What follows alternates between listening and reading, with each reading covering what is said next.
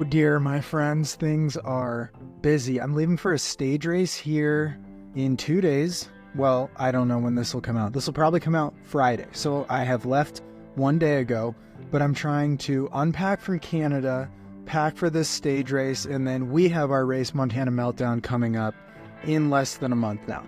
But that aside, I thought this would be a cool opportunity to share how I prepare for something, especially something that is new. I've done a lot of FKTs with records on the Arizona Trail, John Muir Trail, Colorado Trail, blah, blah, blah. You've heard it before. All the notable ones, duh, except the long ones. I was going to go for the Pacific Crest Trail record in 2020 and the Appalachian Trail record, but COVID thwarted those plans and I ended up working at a grocery store because I was pretty financially anxious and thought I needed some money for a stopgap because things kind of crumbled for a little bit as far as literally everything. I'm sure people are in the same boat or much worse, but I have not gone for those records. That's a long way of saying that. Anyways, so let's get into the stage race. Is called Grand to Grand. It's 6 days long, and here is how I prepare for it. So first I got into the race, and then I got an email like a month ago, and it was like, you need to have your doctor sign this medical waiver. Didn't really expect that because I've been so busy this summer. I love being busy. That's just my life. Always tackling new projects, which is why I've done pretty much everything I've set my mind to. But that means you're constantly busy and sometimes flying by the seat of your pants, and the seat of my pants are worn out. Okay. Anyways, so get this email that I need to get this thing signed by my doctor. To handle that within a couple days. It was like right before I went to probably the Wasatch 100, so I had to like get a short turnaround and get in to see doctor, get that signed, all good. It's when I start looking at the itinerary, and so this is kind of how I plan things. So first off, a route like this, I look at how long it's going to be. So it's 6 days, duration and time out there. This can be applied to backpacking trips, pretty much anything. So it's going to be 6 days and about, I think it's 170 miles here. Things are in miles and kilometers. So we'll just say 170 miles-ish over 6 stages with a short stage of 8 miles on the last day. Most of the stages are between a marathon and a 50K, and then there's a long stage of 53 miles. So that gets me thinking, what kind of gear do I need? And so since I need to carry both a sleeping bag, a sleeping pad, and miscellaneous gear, pretty much everything I need for a fast pack or a camping trip, except for a tent, because they provide those to sleep in at each of the camps, and they also provide hot water, so that eliminates stove. And I guess I need to carry the requirement of carrying capacity of water, which I think is around 4 liters. I should check that, but here I'm a little behind the 8 ball, as they say. So this gets me thinking like, okay, I'm going to go with my normal backpacking, fast packing setup, not backpacking. Backpacking would be something more leisure or something that I'm going to be carrying a bear can in and a few more luxuries. This has me thinking, okay, pack size, probably in that 20 to 30 liter range. And I want something that carries pretty snug to my body and doesn't bounce a lot, because I think this will be a combination of running and hiking. And that also has me thinking I'm going to want more of a harness system that carries both, water, food on the front, so easily accessible. Side pockets are always a bonus, but then a pretty compressed back compartment, just so that it's weatherproof, because I think there's going to be plenty of sand out there, and also just the ability to keep that sleeping bag dry if there's, rain or anything like that. So here I finally got the required gift gear list. Wow, I just combined those 2 words. So basically I just need mostly fast pack stuff. I do have to have 2 headlamps, red flashing light, 1.5 liters of water minimum capacity. Actually, that's pretty easy. That's less than I take most of the time. The other interesting thing is I have to get a country patch. So I guess repping USA, baby, USA. And I have to sew that onto my shirt sleeve. So I have to pick out a shirt. And then basically the staples of rain jacket or poncho, and then insulated jacket blah, blah, blah. So this has me dialed into what size pack I'm going to carry for all this gear. And then it brings me to what I need to carry as far as food. So 6 days, and I'm thinking average 30 miles a day with a 50-mile day, but that 50-mile day is over about 48 hours. So we're just going to do 50K a day for 6 days. So it's a 6-day food carry, but I don't need to carry a stove. So I'm going to substitute that. So I'm thinking 2 to 3 pounds of food for all you Canadian listeners, of which there's actually many. So thank you for joining the podcast. Sorry for the last episode. If you haven't listened to that, you really should. It's a great one, just making fun of myself with my terrible Canadian accent.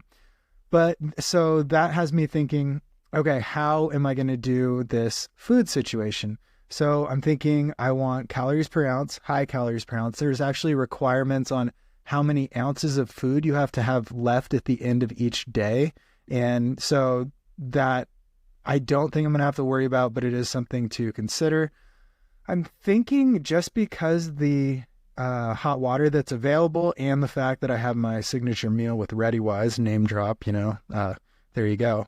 I may take a couple freeze-dried meals and we will see from there. But the fact that they give you hot water to make these meals seems like kind of a no-brainer to have something hot. And I'm a coffee guy, so I'll probably have coffee in the morning.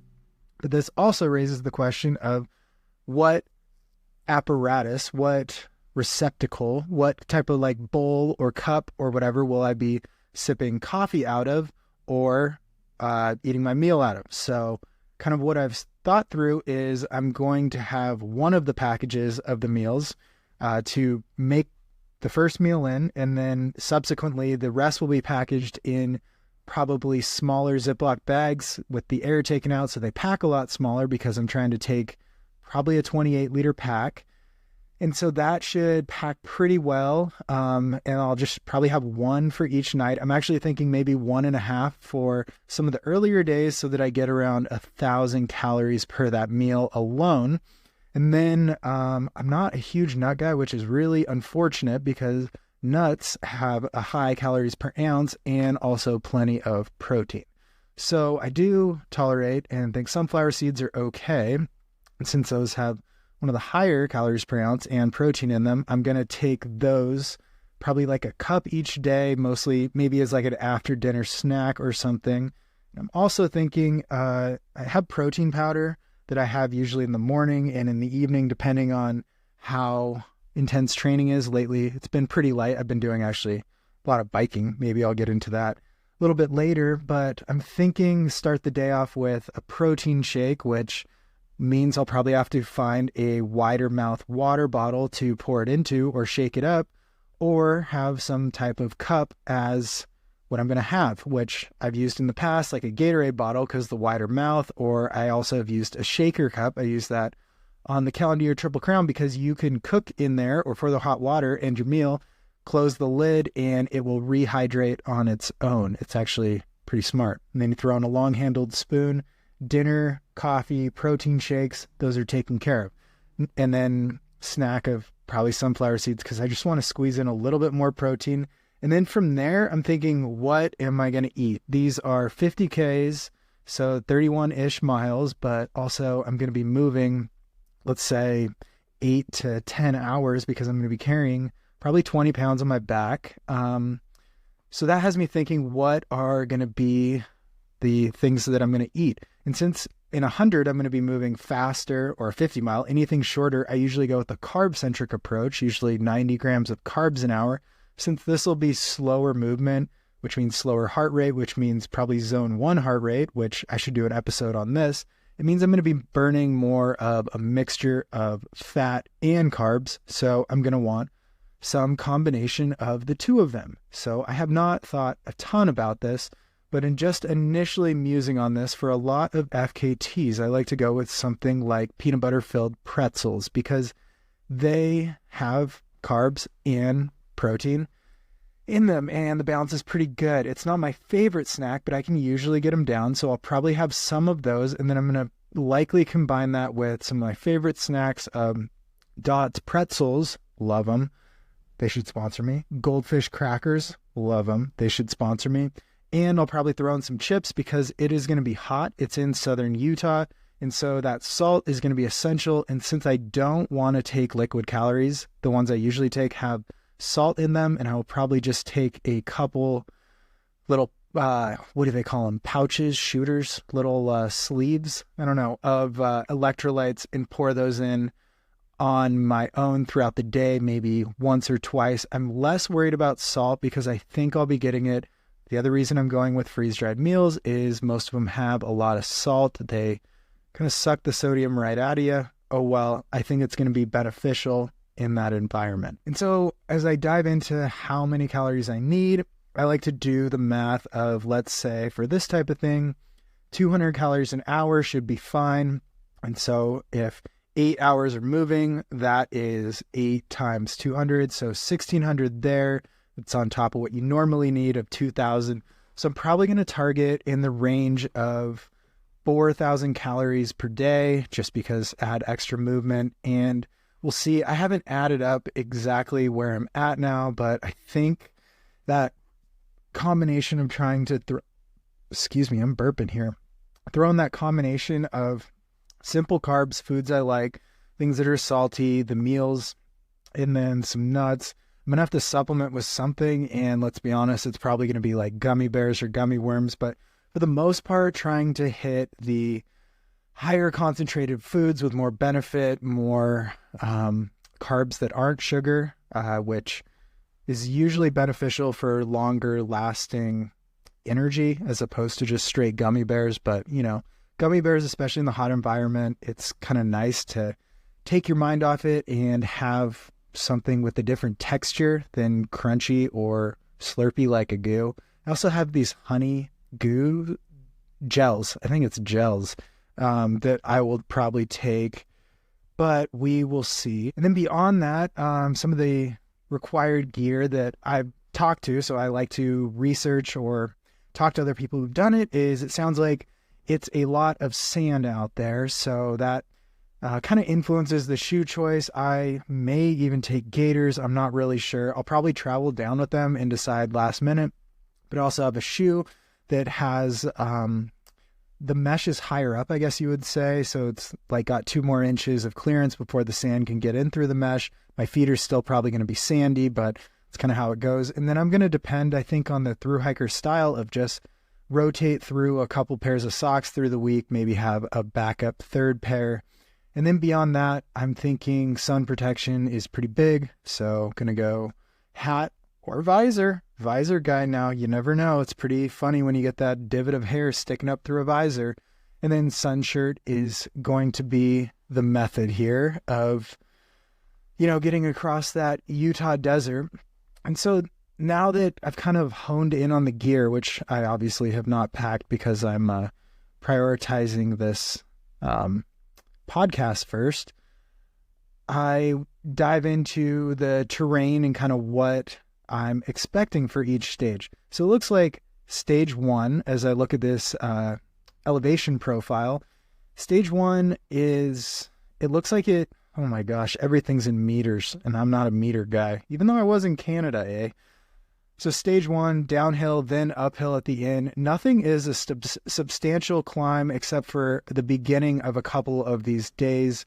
I'm not too concerned about the elevation gain. There's 17,000 feet over the 170 miles or so. So it shouldn't be too much of an issue with the climbing. So I think the main goal is just going to be moving consistently throughout most of these, and then I think take it conservatively from the start. With just some disappointing racing this season, my main goal for this is to treat it like an adventure and have a good time out there and kind of refine that joy of moving over terrain like this. I love this area. It goes through the coral pink sand dunes by Kanab, through the edge of Grand Canyon National Park, not on the canyon, but it's pretty close to it. And then near Bryce Canyon, not too far from Zion. So it's really cool terrain, but it's 50% sand. So that is something to take into account. I'm going to have extra stuff for chafing, which I should definitely make a note of that right now. But the main thing that is unique about this is there is no contact with reality.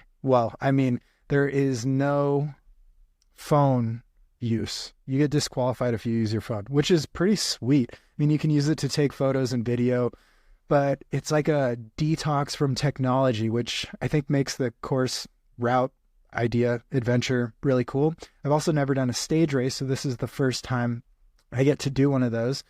And then the other thing that I like to do when planning this out is to look at some of the times from last year, just so that I can kind of juxtapose how much food and calories I'm going to consume and have available while I'm out there. And the other thing, so calories, once you get gear, calories and eating is going to be the biggest thing. I bet you anything. I'd bet all the listeners on this podcast that most people are going to show up with too much food, because you just think you're going to consume a certain amount, but when you're out there, just like through hiking, it's really hard to dial it in. Everyone starts out with too much food, and you realize you only eat this certain amount. It's not 300 calories an hour, 90 grams of carbs an hour, 120 carbs an hour like people are doing in ultra running, because you're moving at a slower pace. I talked with Derek Lytle on a podcast about this too. It's really planning what you're actually going to eat and not having to carry more than that, because that's just dead weight. So I'm really trying to hone in on the amount of calories I'm actually going to eat and have very little excess. So even when I did the John Muir Trail in 2022, the record on that, I ended with like 5,000+ extra calories, which is very bad. It is not helpful in any way. Just carrying dead weight. So the goal is not to do that on this one. So when I look at the times from last year and I just go like first place onward, holy cow, first place finished stage 1 in 6 hours. And stage 2 in 6 hours and 40 minutes. He actually won by 6 hours overall. That's pretty crazy. 15 hours for the longest stage, the 50-mile stage. So that's probably what I'm going to use for the fast end, and then maybe plan for somewhere in that 7-hour mark of a 50K.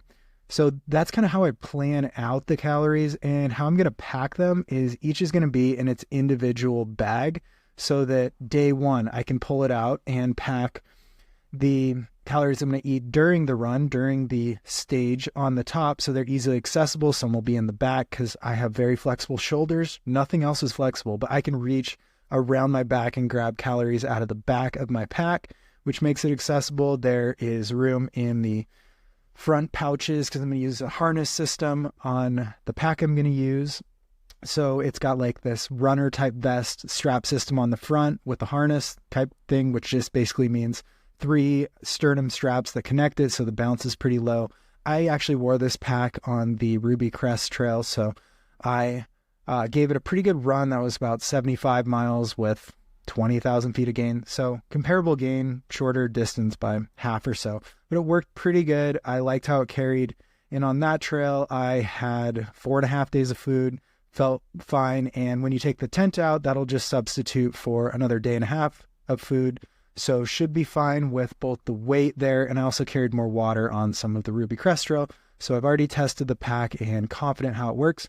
But how I'll do it is I will have 6 plastic bags packed with all of the calories, and then pull each one out on each day, and then meals from there. And then the last thing is logistics. So I'm glad I looked at this before. So they have this itinerary tab, and I didn't realize you have to like get down there and check in a day before the race starts. So that means I have to leave on Thursday, check in on Friday because I'm going to drive down, and then there's a hotel Friday into Saturday. Then they bus you to the first camp, give you dinner on Saturday, and then you begin. And so that's sort of the logistics of the travel. And then so finding a place for my car to go. And then also, how am I going to do things like keep time out there, recharge my headlamp, things like that. So how much battery power, power banks, etc. am I going to need out there? Things like I wear contacts, so how am I going to handle my glasses situation? How am I going to get through all these little logistics that kind of like the thing of the meals, hot water, eating them, a receptacle, things like that, coffee in the morning. So these are all just little logistics that surround it as you get deeper and deeper. So first I start with the route, the itinerary, what I'm dealing with, the weather. And then I hone in on more the food, the calories, the schedule, how I'm going to pack them, and the gear. And then coincidentally, along the way, that's when I'm strategizing and finding things like, they like to call it macros in the bodybuilding and fitness world, but sorting out things like that. And so that's how I'm going to attack it. And then at that point, once I kind of have a lay of the land, that's when I'll set a goal, whether it's a backpacking trip, a fast packing trip, an FKT, or now a stage race. So my first stage race. So I'll set a goal probably for each stage and adjust that along the way. But it's good to have the previous times and just see it. Like I have an elevation profile here. There's not a ton of information on the route because it's kind of secret, it seems like. But that is how I attack the planning of something new. I think I am going to I have this little microphone that plugs into my phone and you can't use internet out there. But I was thinking maybe there's some interesting people and I'll just like record a podcast, because you get to the end of each stage and then you have downtime for, I don't know, the rest of the evening. And the 50-mile stage, it starts at like 10 a.m. and you finish, and the whole next day is still dedicated to that longer stage. So maybe there'll be some opportunity to get some fun content with some people out there with nothing to do. So I don't know, should I take a book? It'll be fun. It's a totally different style. After this, I will have raced every style of race, from last person standing, fixed time, Barkley marathons, 200 milers, 100 milers, 50 milers, 100K, 50K, marathon, half marathon, 10K, triathlon. So I think this is the last one. So that should help for the future. And I'm pretty excited to cross another style of adventure off the list. And with a year full of disappointment, I am just going to go out there and have an adventure and enjoy it. I am not going to care about the result. I'm going to do the best I can within the realm of having fun, because I am just excited to have some fun out there, do something different, and worry less. I think I've let some of this racing stuff consume me, on top of growing my athlete list to 20 people now, working pretty hard with that, learning new stuff on that front, starting a podcast. The movie even came out this year. It's starting a race directing. So it's been a busy year. I'm excited to have 6 days, phone detox, and just enjoy it out there. It's a cool area. Not going to tie myself to the result, and I really need to get packing. So that's how I am attacking Grand to Grand. That's kind of how I plan from top down and think about things. This was more of a musing. Hopefully it's helpful to any of you out there. As always, fan mail, reach out, jeff@freeoutside.com. Some of the YouTube comments suck, but it's okay. Still engagement. Thank you very much for your opinions. I guess I value them. If they're mean, though, it makes me sad, so that sucks. All right. With that, my friends, stay elite and have fun out there. It's okay to smile. Have fun. I mean, it was pretty fun being up at Divide and watch people hit their goals, whether they were finishing in just under 100 hours or in 60 or 70 hours. It's pretty fun when you go after your goals, no matter if you get them, no matter if you don't. It's pretty awesome. Stepping up to the start line, give it a go. If it's scary, it's an awesome goal to have. So get back out there, chase goals, set goals, win at life. Stay elite, my friends.